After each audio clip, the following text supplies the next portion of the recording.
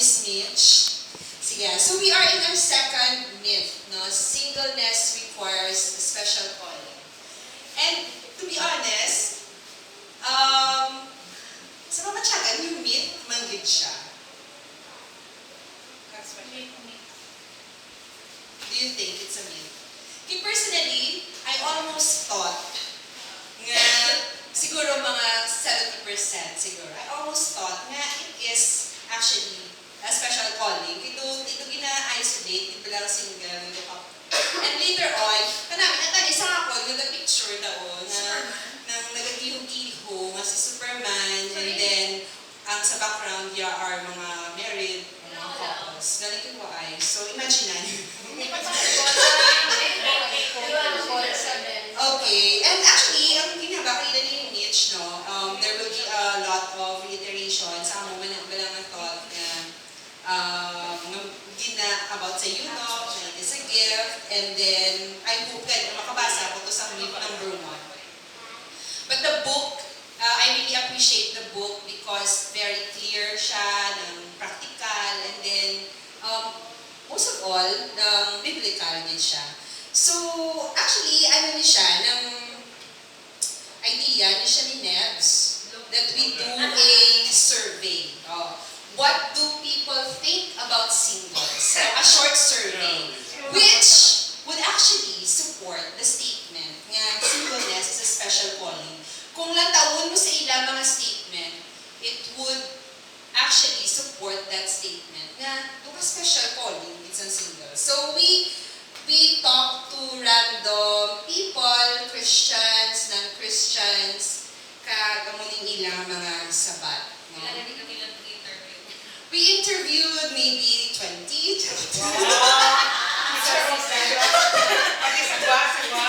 Okay, so here's what they say. Ang gin-pull out lang namin are those that support the statement nga it requires a special calling. So, number 1, everyone needs a partner. Only chosen people survive as single. Singleness is a gift. Single people I know are strong-willed, has a strong personality, dominant. So yung ba, sino nila describe nila? Single people are like superheroes, okay? They are strong enough to live and enjoy life without depending on others. And being single means more time serving others, being selfless. Ito ka superhero. And then,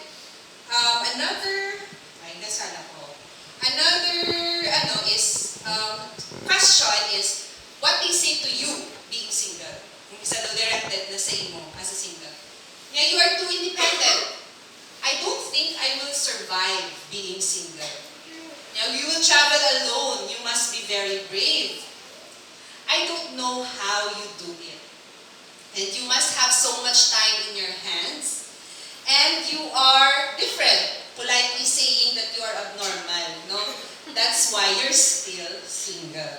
Okay, so notice how it resembles to a superhero character. That's why, may nakita ko ni nga meme, no? Superman, single. Si Batman, single. Si Spider-Man, single. I get it now. I'm single because I am a superhero.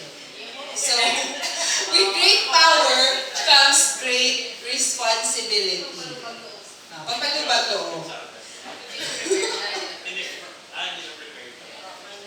So, people are saying, or we were made to believe, that the only way to cope with it is if God give you some special power. Doon mo na bala ang myth, no? In the Old Testament, no, there are people, even in the New Testament, there are people naging called sa Ginoo nga single, and they come to save the day. So, right now, do you still believe that it is a myth? Doon ka, hindi rin siya myth, no? So, is it really a myth? Okay? Does it really require a special calling? So, we now wrestle, or we're wrestling with the idea of singleness being or not being a gift. Ang ginamit today is it really a special calling? So later, we will answer this question, yes or no. You should single if you have the gift of singleness and if you have been called to it? Yes or no? What do you think? Would lie? Yes, yes, yes. Yes, yes, yes? See? Yes, yes, yes. You should always stay single if you have the gift of singleness and if you have been called to it. Actually, it is yes. If tsak doon ang paghangog mo, what is the gift of singleness? No? And what does the Bible say? Okay, so let's read this one. Medyo gamay siya. No?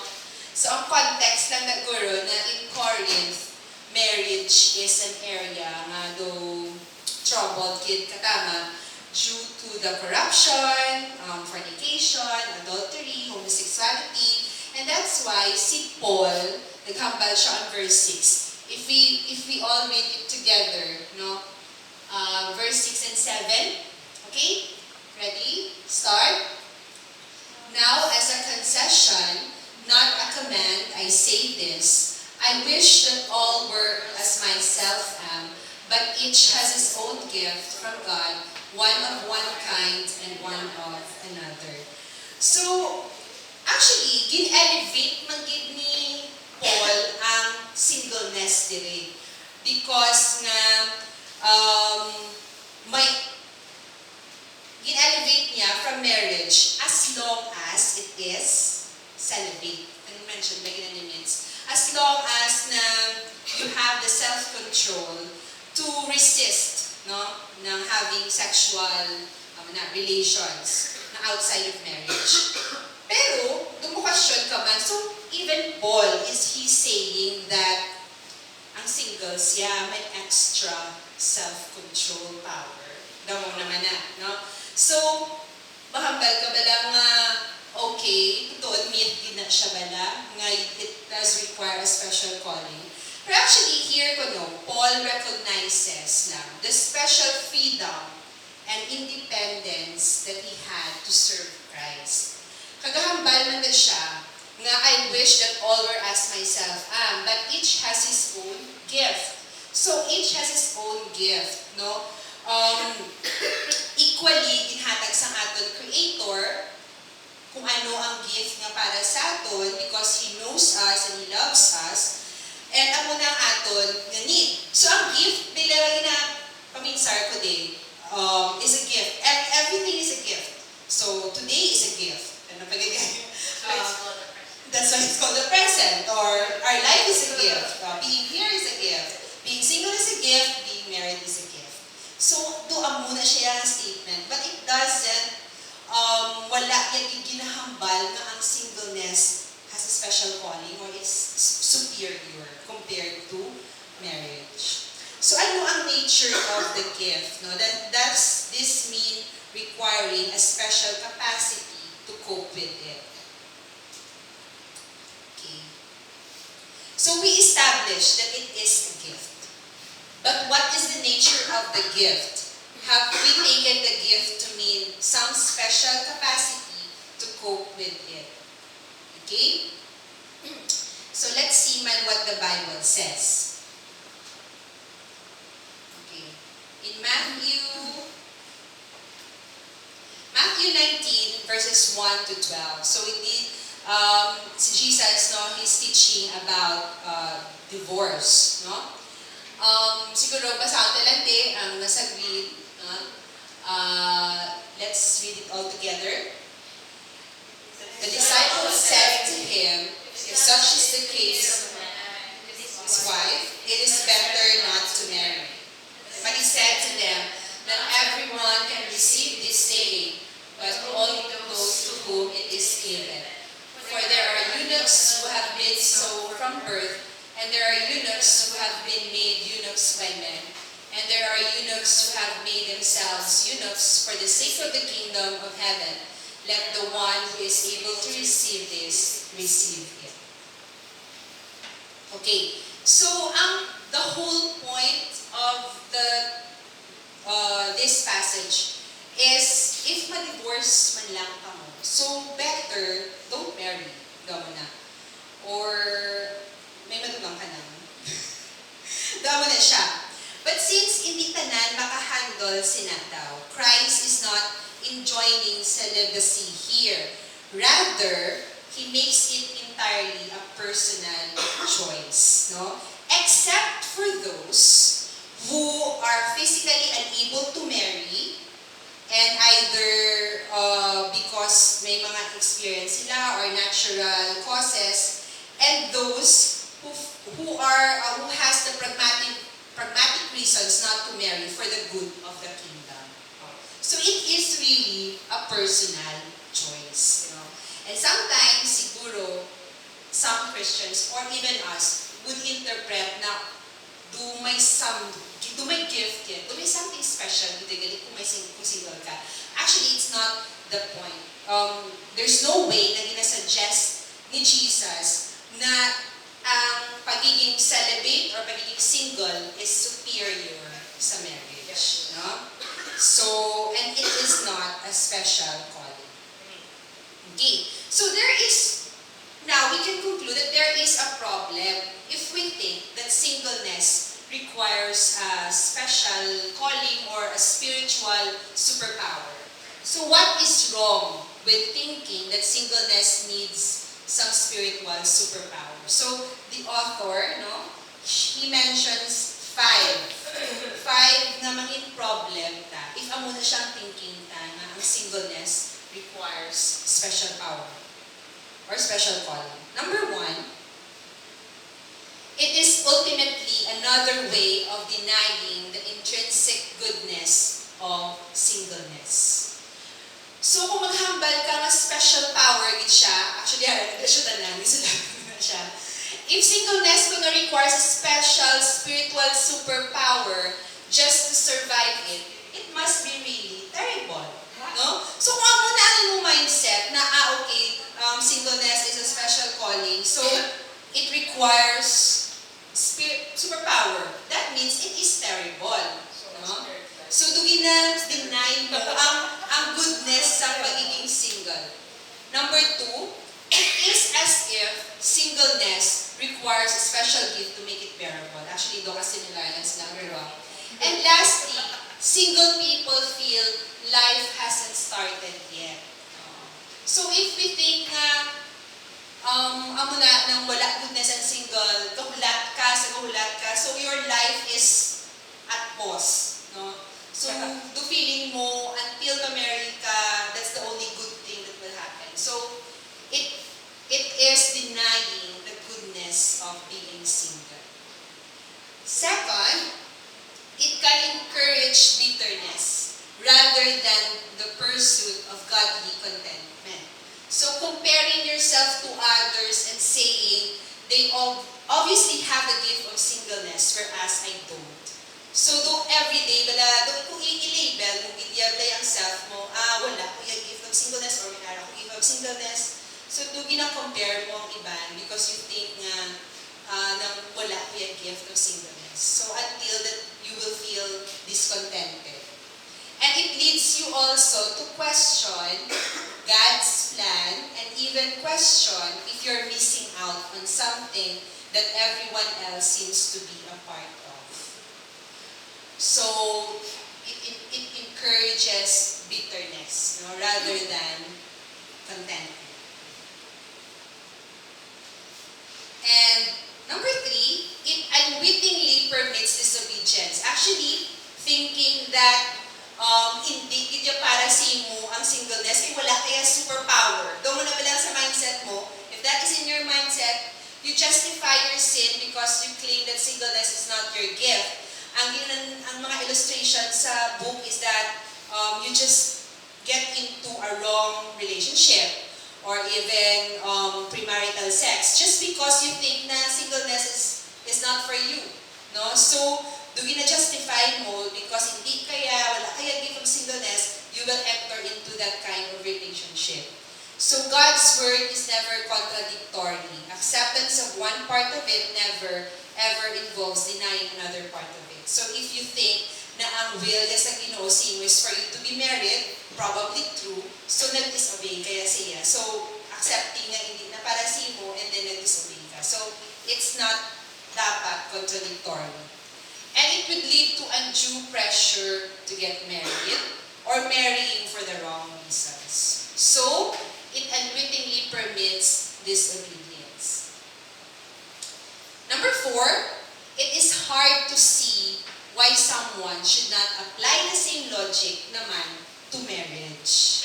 So, on the other side naman, may misconception naman siya about those who thrive in their marriages are people lang who have the gift of marriage. Sumambal naman sila, I have the gift of marriage, so maging successful yung marriage ko. And since wala akong gift of marriage, this is the reason why I am getting a divorce. So, muna ito ginagamit naman siya yung justification. So, divorce, mga broken marriages, as a result of thinking that they do not have the gift of marriage. So, kung ginangin mo ang mindset, it could lead you to this thinking also, if you are married. So, not marrying due to lazy and selfish reasons. Okay. Tim Keller also points out that this way of thinking about gifts does not fit with Paul's teaching more generally. Okay? In his writing, Paul always used the word gift to mean an ability God gives to build others up. But Paul is not speaking of some kind of elusive, stress-free state. So, kung walang taon mo, okay, ang state of being single, it is a gift. Pero, when it comes to what Paul is saying, ang ginamin nila yung gift is not your state of being single or state of being married. It is more of your gift, your ability to build others, to build the church. So it's more of a spiritual gift, regardless of your state. Either you are single or married. So, repeating some 1 Corinthians 7:6-7, now as a concession, not a command, I say this, I wish that all were as I myself am, but each has his own gift from God, one of one kind and one of another. So it does not refer nga, ako, ang gift na ginamin ko is my being single. Ang gift ko is my flexibility, or ang akong more time for the Lord, or ang akong passion for His Word. So that kind of gift, not the gift of being single. So ang gifts are about building up the church rather than feeling a sense of individual personal fulfillment. So these are,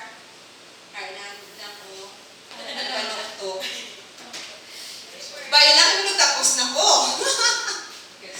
So these are the 5 problems, no? So if we just recap lang, wala ko sang recap eh.